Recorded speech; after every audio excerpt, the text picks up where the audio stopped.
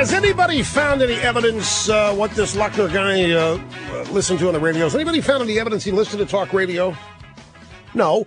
Has anybody found any evidence that he watched Fox News? No. Has anybody found any evidence that he read Sarah Palin's Facebook? And if he did, what of it? The guy listened to heavy metal music.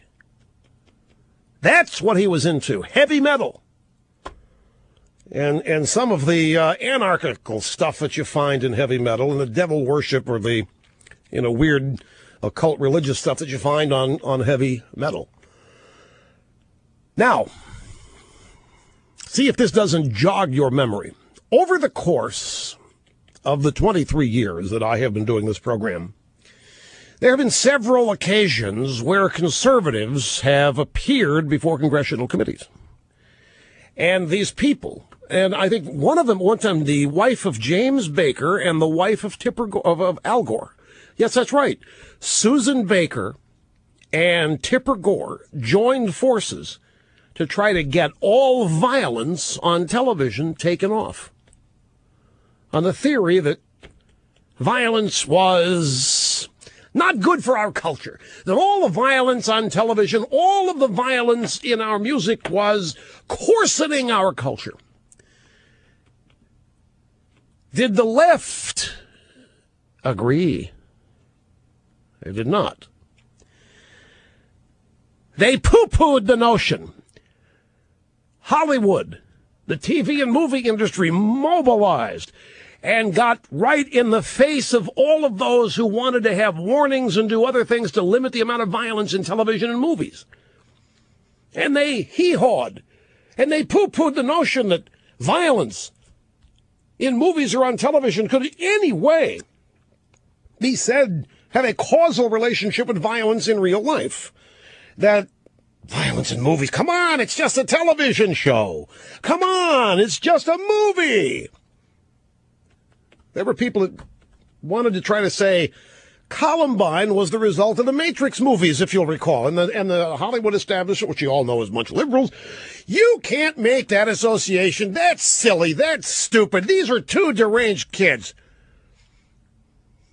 Now,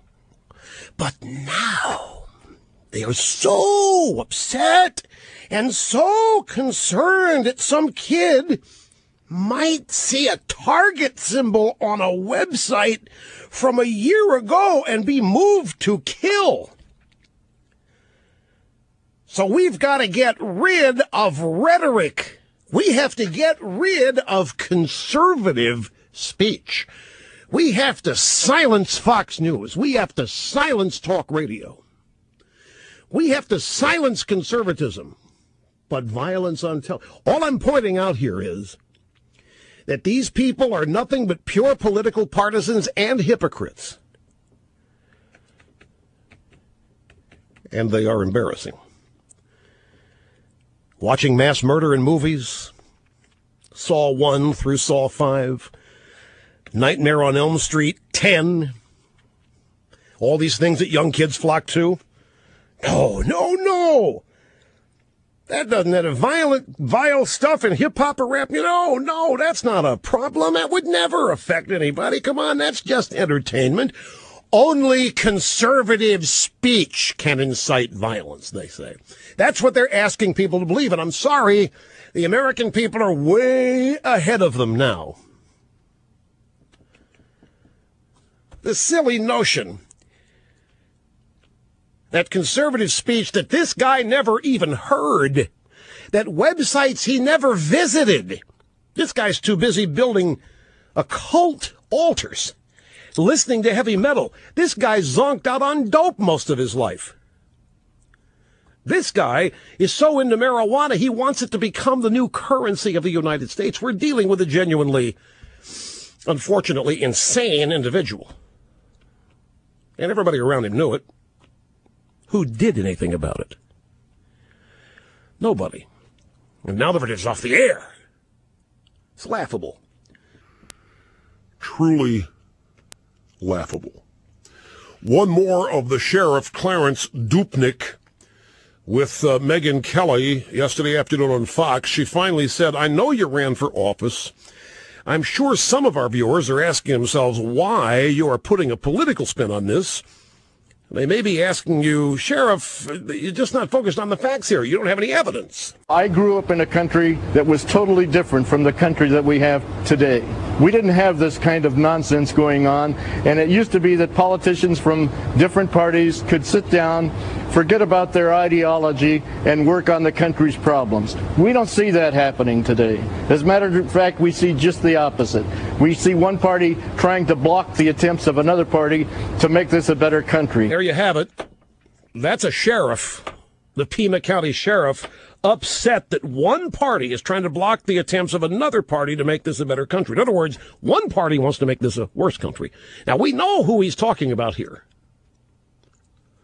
This guy wants us to believe he's nonpartisan. This guy is an anti-conservative, anti-Republican. He's no different than the media. He has taken the occasion of this, a law enforcement officer, to politicize it, to advance his own political agenda, which he claims he doesn't even have. He's that pure. Like I say, this guy better dial it back, because he's creating a defense for this guy that the crafty team of lawyers that are going to be assembling here will be able to use. Back to the phone, Redondo Beach, California. Michael, glad you waited. Welcome to the EIB Network. Hi. I'm glad to be here, Rush. Hope you're doing well today. First I'd say this is a terrible and sad event. It's just terrible and very gut-wrenching, and definitely one worthy of a national moment of silence. But my question is, why didn't the president have a national moment of silence for the 13 people killed and 13 wounded at Fort Hood incident? Because we weren't supposed to rush to judgment then. We were supposed to remain calm and well, you know the answer to the question. There's no political benefit in that for the president. Yeah, but I'd be curious, why doesn't somebody ask the president, hey, what makes you, what's the criteria for choosing moments of silence for people? Because he's afraid of a backlash in the Fort Hood shooter case. Right. Well, it's amazing, too, how the media went out of their way to make sure they didn't link Major Hassan, who was riding Anwar al-Awlaki, or whatever his name is. They made sure, oh, no, he's just a single guy. And now the media's going out of their way to tie him to the Tea Party, to the Republicans, to the radio stations. It's just unbelievable. Exactly. See, this is my point, folks. People aren't buying this stuff anymore. They used to be able to get away with this. They used to be able to convince Michael they were right. No more. It isn't going to work anymore. Just a single guy working by himself. No, there was never. They wanted to scrub all evidence this guy had in the association with outside influences that were anti-American. Why?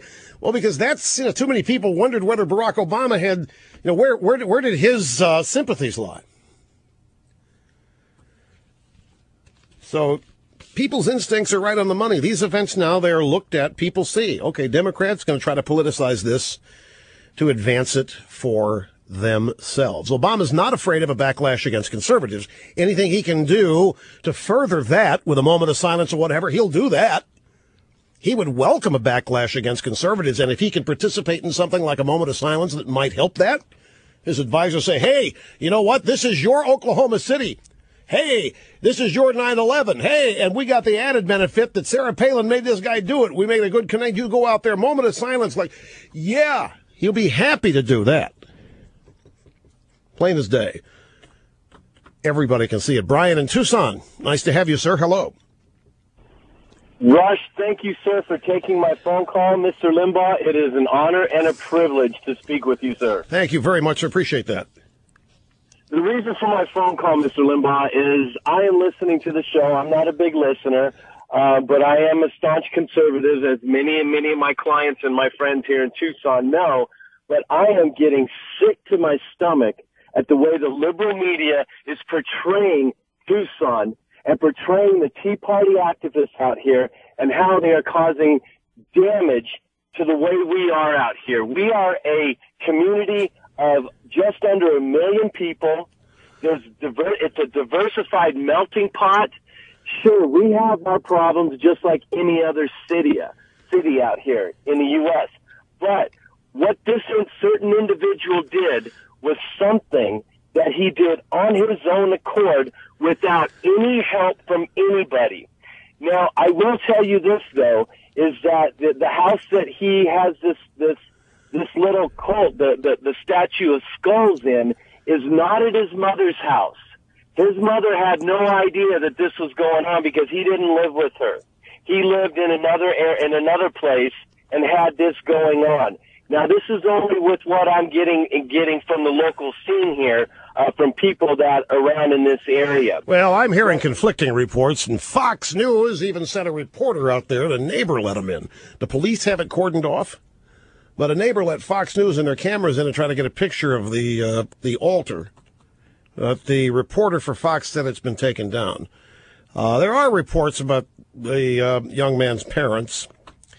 I've just seen one. Neighbors said their loners didn't talk to anybody. If they did see anybody, they ran back into the house. They didn't seem to have any friends or any of that.